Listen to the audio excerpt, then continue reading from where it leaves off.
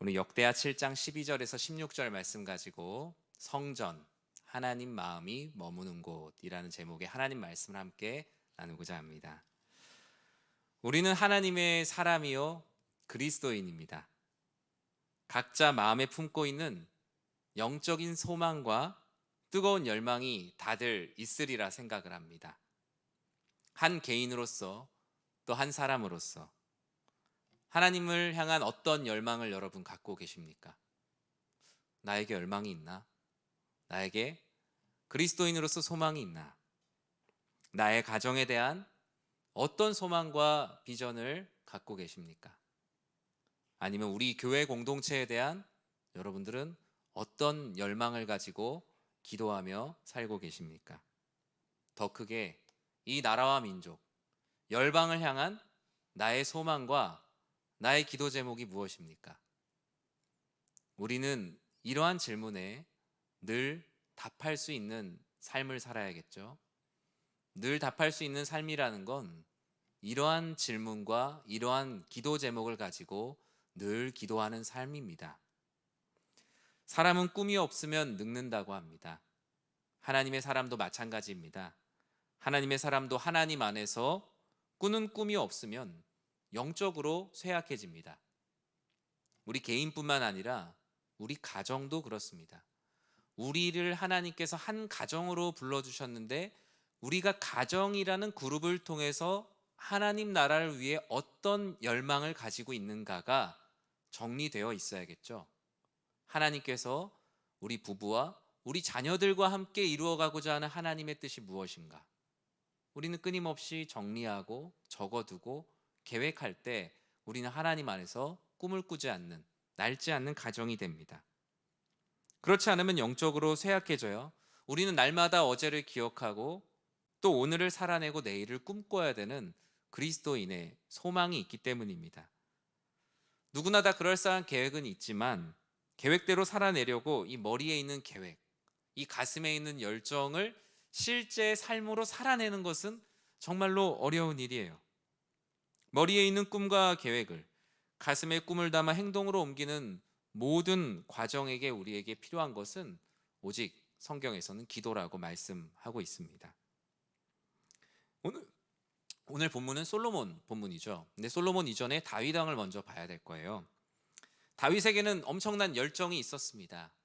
여러분, 다윗 하면 생각나는 수많은 사건들이 있지만 그 중에 다윗이 가장 큰 열정을 가졌던 것은 하나님의 전을 짓고자 하는 열정이었습니다. 그의 생전의 소원은 큰 영토를 가지는 것도 아니고 다른 사람들이 자신을 왕으로 엄청나게 존대해 주는 것도 아니었어요. 그에게 번영과 축복은 오직 하나님이 거하실, 또 아버지 하나님께 마음껏 예배드릴 하나님의 성전을 짓는 일이었습니다. 하지만 그 꿈이 아무리 선하다 하더라도 하나님께서 허락하지 않으시면 그것도 이루어지지가 않거든요. 다윗이 노력이 부족했나요? 다윗이 능력이 부족했나요? 그것은 결코 아니었습니다. 그저 하나님의 계획 안에 그의 생애가 쓰이지 않았을 뿐입니다.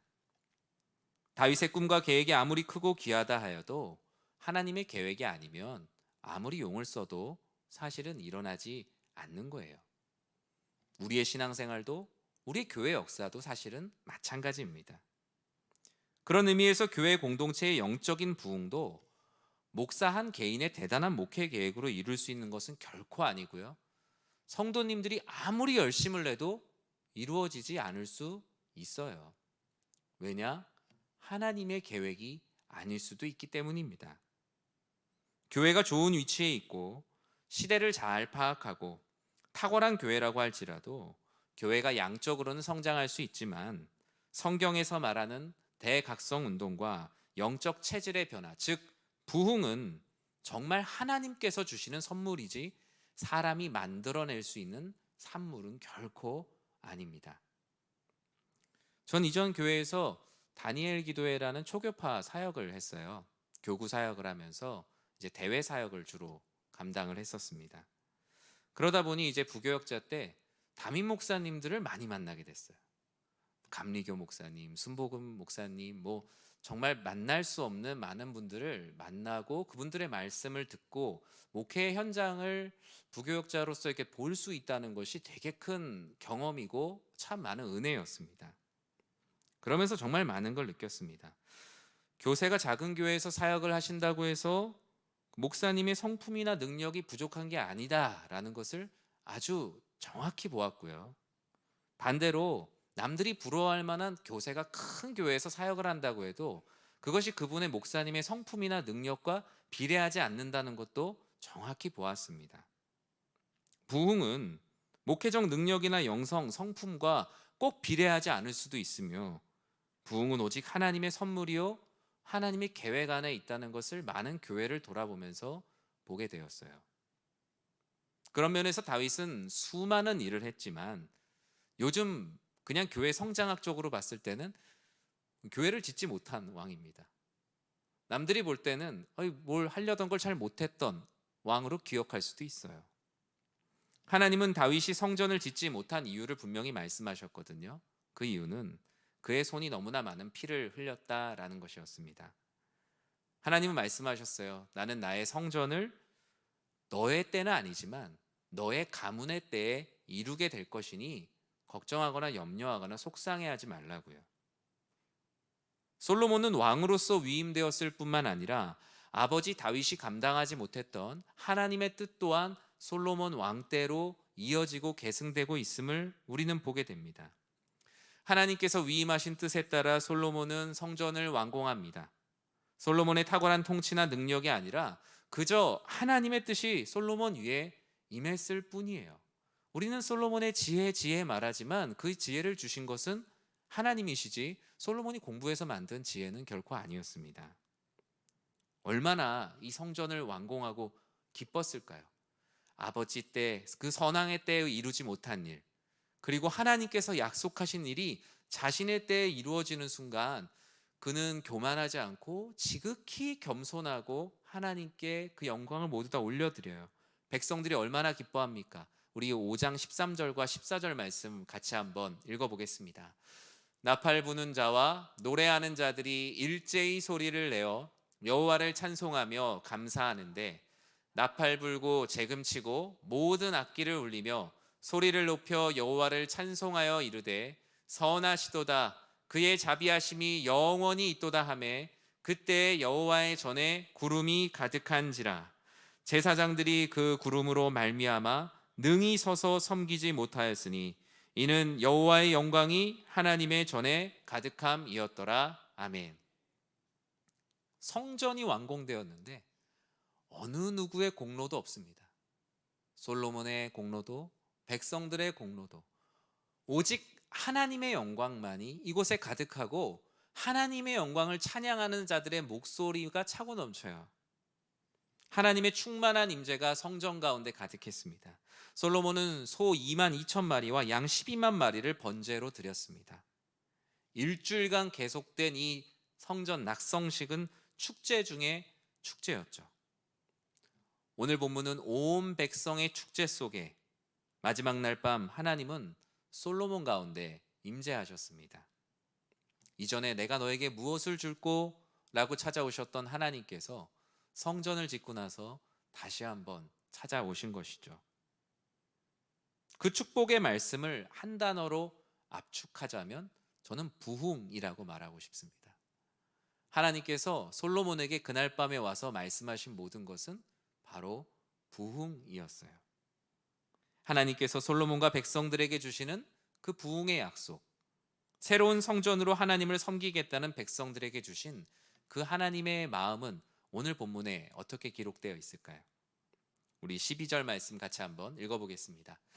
밤에 여호와께서 솔로몬에게 나타나사 그에게 이르시되 내가 이미 내 기도를 듣고 이곳을 택하여 내게 제사하는 성전을 삼았으니 아멘. 하나님의 마음을 솔로몬에게 들려주세요. 그 마음은 무엇이었냐면 내가 너의 기도를 들었고 바로 이곳을 택하였다. 내가 나의 영광을 받기 위해 내가 지은 이 성전, 이곳을 내가 택하였다라는 하나님의 마음을 솔로몬에게 전해주십니다. 내가 택하였다. 너희들의 필요에 의해서 지은 것이 아니라, 우연히 지어진 것이 아니라, 너희의 능력대로 지어진 것이 아니라 내가 영광 받기 위해서 내가 이곳을 택하였다라고 말씀하세요. 하나님은 하나님의 계획이시지만 백성들을 격려하는 마음을 담아서 말씀을 전해 주셨어요. 내가 택하였지만 뭐라고 말씀하셨어요? 너의 기도를 듣고 내가 이곳을 택하였다. 사실 앞에 있는 말씀은 안 하셔도 돼요. 하나님께서 그냥 택하시면 됩니다. 그러나 하나님은 하나님의 백성들이 기도함을 통하여서 하나님의 일들이 이루어지는 것을 보여주시고자 내가 너의 기도를 듣고 내가 이곳을 내가 영광받을 곳으로 택하였다라며 하나님 아버지의 마음을 전합니다. 내 기도를 듣고 내가 이곳을 택하여 나를 예배하는 곳으로 삼았다라고 격려하시죠. 오늘 본문은 제사하는 전이라는 표현을 쓰는데, 이 제사하는 전은 여호와의 이름을 두는 곳이라는 뜻을 갖고 있어요. 말씀 그대로 하자면 이곳을 택하여 내게 제사하는 성전을 삼았으니 라는 말은 내가 이곳을 택하여 나의 이름을 이곳에 두겠다. 너희가 나를 위해 기도할 때마다 나는 그곳에 나의 이름을 두겠다라는 약속을 하셨어요. 너희가 기도하는 곳마다 나는 나의 수많은 이름들을 너희들에게 알려줄 거라고요. 사람은 스스로 기도할 수가 없죠. 그래서 하나님께서는 여호와의 이름으로 기도하고 소망을 갖도록 성경의 수많은 순간 가운데 여호와 하나님의 이름들을 숨겨놓으셨어요. 우리가 잘 아는 여호와 이레, 여호와께서 준비하실 것이다. 또 무엇이 있습니까? 여호와 라파, 너희를 치료하는 여호와 하나님이시라. 여호와 니시, 하나님은 너희의 모든 삶의 승리의 깃발이 될 것이다. 수십의 이름들이 성경에 기록되어 있어요. 죄인들이 하나님을 예배하며 그분께 영광 올려드리는 기도의 현장 가운데 하나님은 하나님의 이름을 두시고 그 이름을 붙들고 살아갈 수 있도록 소망을 부어주셨어요. 사랑하는 성도 여러분, 하나님의 마음이 어디 있는가 누군가 묻는다면 하나님의 마음은 늘 우리가 기도하는 자리에 있습니다. 하나님은 우리를 향해 어떤 뜻을 갖고 계실까?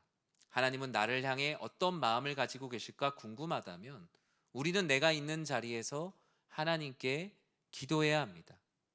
하나님은 그러할 때 우리들에게 찾아오셔서 솔로몬에게 밤에 찾아오셨던 그 말씀처럼 하십니다. 내가 너의 기도를 들었고 내가 이곳을 내가 예배받을 곳으로 택하였다. 전 여러분의 가정, 여러분의 직장, 골방, 여러분의 삶의 모든 순간순간이 바로 이와 같은 곳이 되길 주님의 이름으로 간절히 축원합니다. 하나님께서는 성전 삼으신 이유를 내 기도를 듣고라고 정확히 말씀하셨죠. 오늘날 예배당이 성전이다 라는 등식이 성립하진 않지만 예배당이 성전이 될 수 있는 것은 예배당 가운데 하나님을 진심으로 예배하고 기도하는 곳이라면 예배당을 성전이라고 할 수 있죠. 그러나 예배당이 그냥 예배당이라고 해서 저절로 성전이 되는 것은 아닙니다. 예배당이 있어도 어느 누구도 기도하지 않고 어느 누구도 예배드리지 않는다면 그곳은 더 이상 성전이라 부를 수가 없지요. 성전의 가장 큰 조건은 하나님을 예배하며 하나님께 기도를 드리는 모든 곳이 성전이기에 우리의 예배당은 이러한 모든 성전의 모습을 회복해야 합니다. 왜 하나님께서 이 성전을 택하셨다라는 것이 중요할까요? 13절은 그 중요성을 이렇게 말씀해요. 같이 한번 읽어볼까요? 혹 내가 하늘을 닫고 비를 내리지 아니하거나 혹 메뚜기들에게 토산을 먹게 하거나 혹 전염병이 내 백성 가운데에 유행하게 할 때, 만약 우리의 삶이 하나님께서 택하신 곳이 아니라 우리가 택하고 우리가 선택하는 장소라면 13절에서 말하고 있는 모든 환난 속에서 우리의 삶의 현장은 다 무너지고 쓸려져 가게 됩니다. 비가 오지 않아요? 메뚜기 떼가 날아들어서 내가 한 해 동안 수고한 모든 한 해의 농사를 다 삼켜요. 또는 감당할 수 없는 전염병과 같은 재앙이 찾아와서 어찌할 수 없는 모든 상황 속에서 내가 그것을 선택하여 일구었다면 우리는 그저 절망하며 무너질 수밖에 없어요. 그러나 우리의 기도를 듣고 계시며 기도하는 모든 곳에 하나님의 마음이 있다는 말씀, 그 말씀을 붙드는 사람, 내가 밟는 모든 땅을 하나님께서 택하셨다는 믿음이 있는 사람은 다른 삶을 살 수 있습니다. 비록 비가 내려야 할 때 비가 오지 않고 오랜 수고가 메뚜기 같은 재앙에 삼킨 바 되고 생각지 못한 전염병에 내가 가진 많은 것들을 잃을지라도 하나님이 택하신 인생이라는 믿음이 있다면, 내가 이곳을 택하여 나의 성전 삼으리라는 아버지 하나님의 말씀을 믿는 사람이라면 우리는 모두 부흥을 꿈꾸고 기대할 수가 있어요. 하지만 우리가 사람이기에 항상 그렇게 서 있을 수는 없잖아요. 시험에 들고 넘어지고 죄를 지을 뿐만 아니라 때로는 악의 앞잡이와 같은 삶을 살아갈 때가 있을 때, 하나님은 우리에게, 악에 거하고 있는 우리에게 무엇이라고 말씀하십니까? 14절에 무엇이라고 쓰여 있죠? 우리 14절 말씀 같이 한번 읽어볼까요? 내 이름으로 일컫는 내 백성이 그들의 악한 길에서 떠나 스스로 낮추고 기도하여 내 얼굴을 찾으면 내가 하늘에서 듣고 그들의 죄를 사하고 그들의 땅을 고칠지라. 아멘. 우리를 향한 하나님의 마음은 스스로 낮추고 기도하라는 말씀입니다. 하나님은 사람을 너무나 잘 아세요. 혹여 너희가 내가 택한 이 성전의 사람으로 살다가 악을 행하거나 시험에 드는 일이 있으면 이라고 가정을 하시죠. 하나님으로부터 떠나는 삶, 너희가 하나님으로부터 너무 떠나서 성전이 없는 삶을 살게 될 때가 찾아온다면, 이런 가정이죠. 단순히 교회 예배드리러 안 나오는 정도가 아니라 삶 속에서 하나님의 이름으로 기도하는 기도가 없는 삶을 성경은 악한 길이라고 규정합니다. 매주 교회에 나와도 악한 길 가운데 충분히 거할 수 있습니다. 종교적 출석이 제자의 길과 동일한 길은 아니기 때문이에요. 하나님께서 보실 때 성전에 거하지 않는 삶의 대표적인 모습은 기도가 없는 삶이다라고 성경이 말합니다. 나의 이름으로 간구하지 않는 삶이 어찌 내가 원하는 삶이라 할 수 있겠느냐라며 반문하시죠. 성경에서 말하는 악은 우리가 이 사회에서 말하는 범죄랑 달라요. 누군가를 때리고 괴롭히고 훔치는 것이 악이 아니라, 성경은 하나님의 이름으로 기도하고 하나님을 예배하는 자리로부터 멀어져 예배가 없고 기도가 없는 모든 삶을 악한 길로 규정하고 있어요. 그래서 우리들에게 악한 길은 훨씬 더 넓습니다. 하나님은 말씀하세요. 내 이름으로 일컫는 내 백성은, 내 이름으로 불리는 내 백성이라면, 하나님의 자녀라고 말하는 너희들이라면, 사람들이 너희를 무엇이라고 부르냐라고 물으세요. 이스라엘이라고 부르지 않냐? 나의 백성이라고 부르지 않느냐? 내 이름으로 불리는 내 백성은 그러면 어떻게 살아야 되느냐고 주님께서 물으세요. 내 마음은 이렇단다.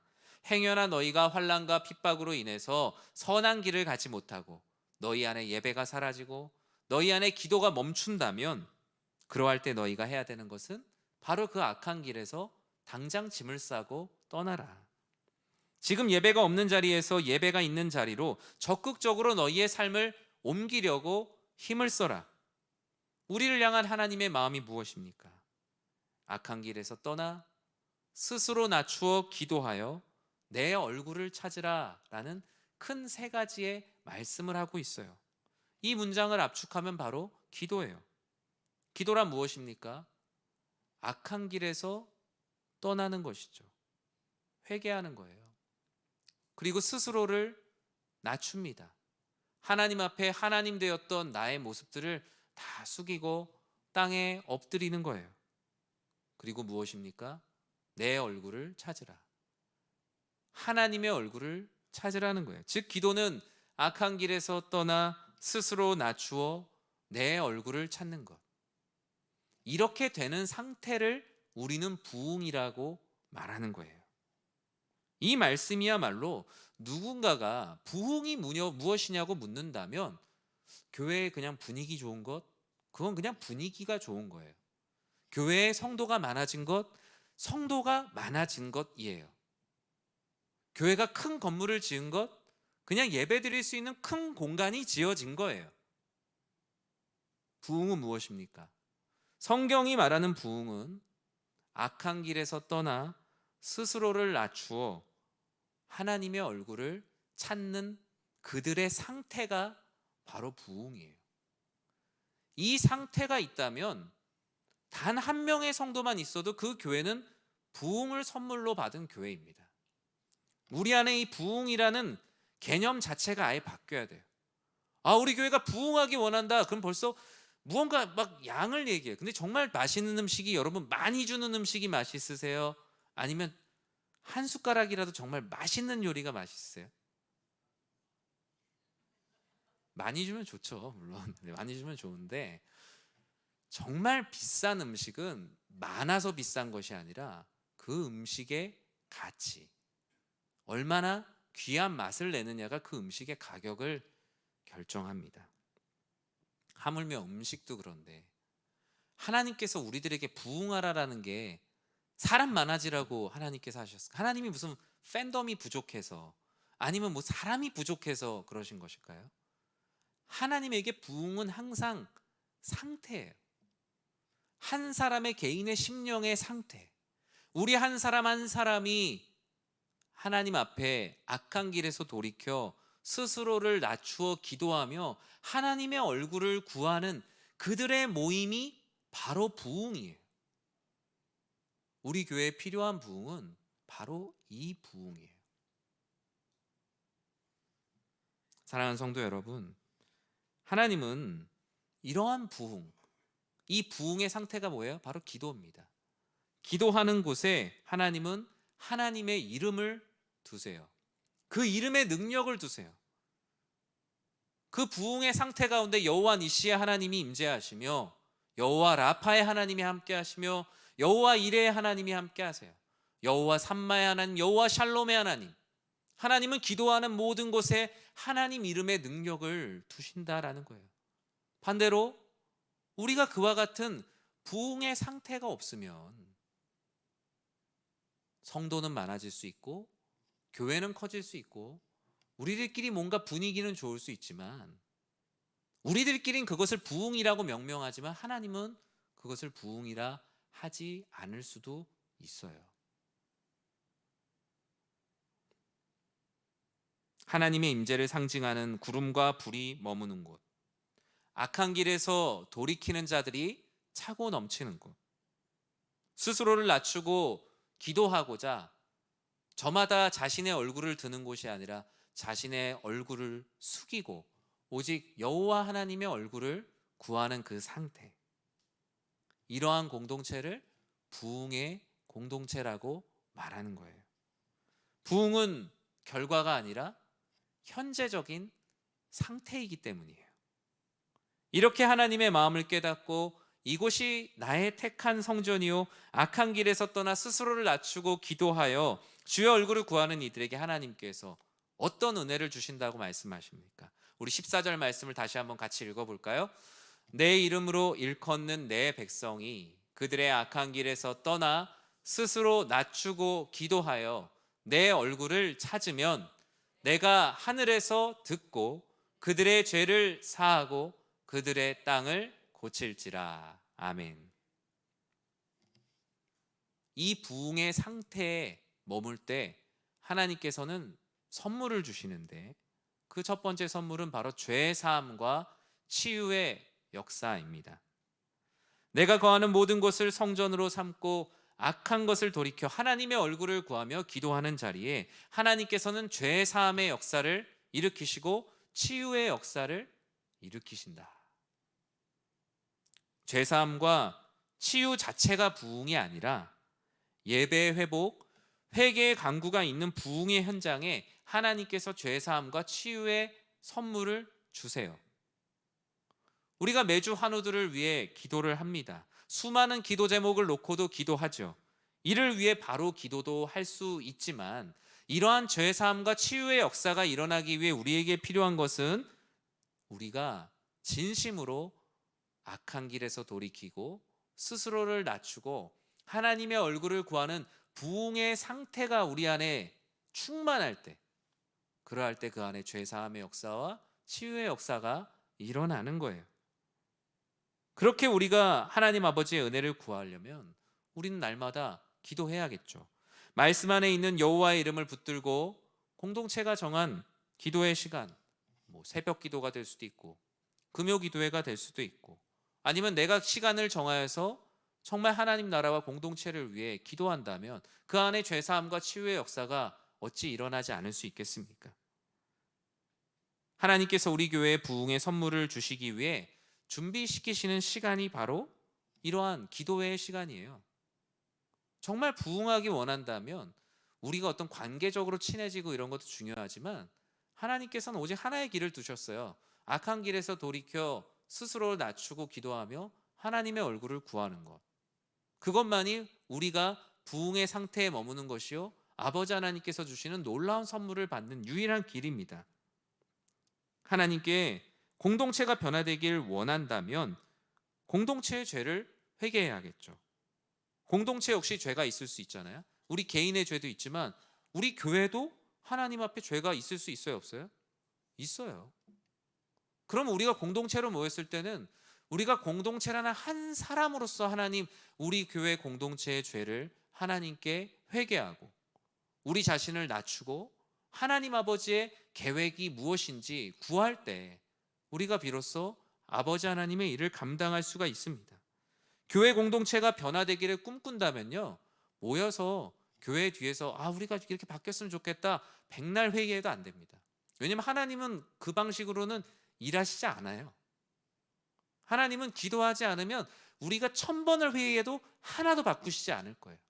그리고 그렇게 돼야 된다고 저는 생각합니다.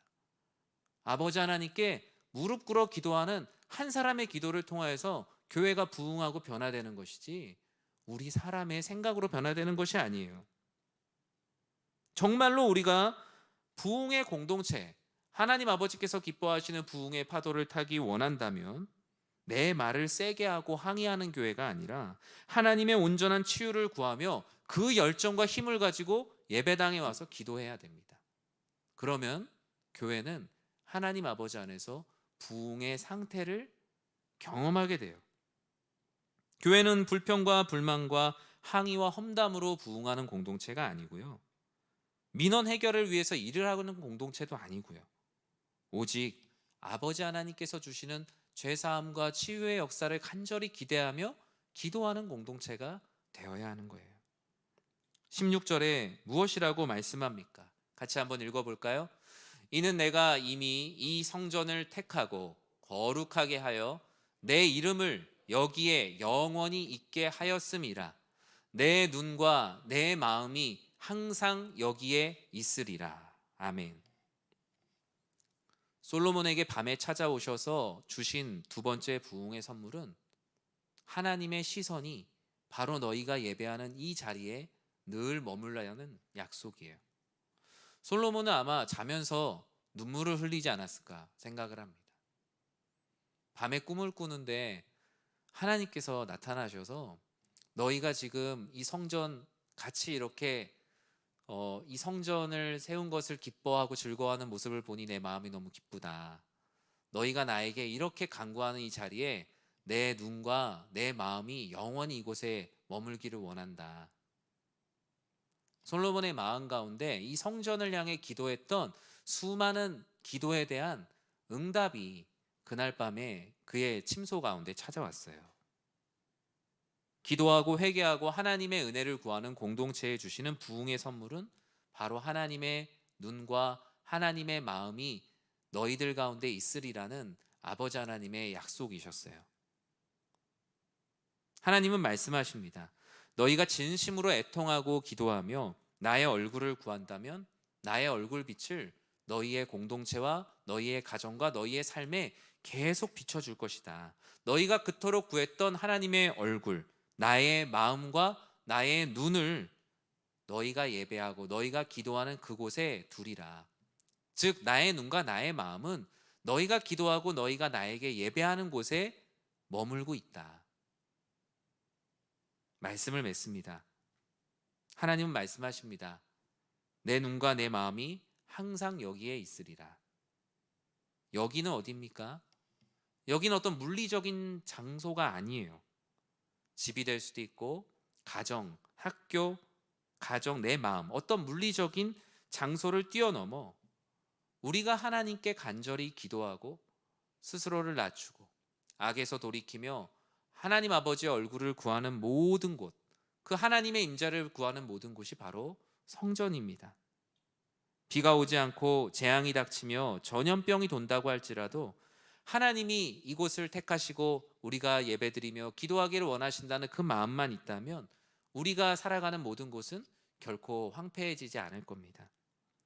악한 길에서 떠나 스스로를 낮추고 기도하여 오직 하나님의 얼굴을 찾는 곳, 그곳에 하나님께서 내 눈과 내 마음을 두겠다라고 말씀하셨거든요. 저는 여러분들의 삶의 모든 곳이 하나님의 시선이 머무는 성전이 되기를 진심으로 기도합니다. 그리고 저는 이 금요 기도의 자리가 바로 그런 자리가 되기를 전 진심으로 기도합니다. 하나님이 과연 우리 교회에 무엇을 보실까? 전 생각합니다. 하나님이 우리 교회의 역사를 보실까요? 우리 교회의 어떤 건물을 보실까요? 땅의 크기를 보실까요? 무엇을 보실까요? 하나님은 우리가 어떻게 하나님을 의지하고 기도하고 있는가를 보십니다. 여전히 자신들의 능력을 의지하고 있는가? 스스로 아무것도 할 수 없다고 기도의 자리에 나와 기도하는 영혼들이 날마다 늘어가고 있는가? 아버지 하나님께서는 기도하는 곳에 내 눈과 마음을 두시겠다라고 하시지 않으셨습니까? 한 가지 이야기를 하고 말씀을 마치고자 합니다. 앞서 제가 이전에 초교파 사역을 하면서 교회를 이렇게 두루두루 방문했던 일이 있는데, 예전에 원주에 있는 한 교회를 갔어요. 그런데 교회가 성도님이 한 분도 없는 거예요. 그래서 목사님, 교회 성도님이 혹시 몇 분이나 되시나요? 주일에 예배를 몇 분이나 드리시나요? 그러니까 웃으시면서 주일에 한 명도 없습니다 그러시더라고요. 주일에 한 명도 없는데 목사님 목회를 어떻게 하실까? 그래서 본인도 성도가 없으면 이제 교회를 그만해야지라고 교회를 이렇게 폐교회를 신청하려고 할 때마다 주중에 이렇게 시장통에 교회에 불을 켜놓으면 밤에 와서 그렇게 눈물을 흘리며 기도하는 분들이 많으셨다라는 거예요. 교회를 닫아야겠다라고 생각하면 기도하러 오는 분들이 생기고, 교회를 닫아야겠다라고 하면 기도하러 오는 분들이 생기면서 이게 단순한 예배당이 아니구나. 주일날 예배드리러 나오는 분들은 없지만 하나님께서 이곳에서 기도하게 하시는 분들이 있다면 이곳이 바로 하나님의 성전이요, 또 하나님께서 부흥을 보여주시는 귀한 장소구나. 목사님이 저한테 이렇게 그런 말씀을 해주시더라고요. 저는 그날 참 많은 걸 느꼈습니다. 우리 안에 정말 부흥이란 무엇인가?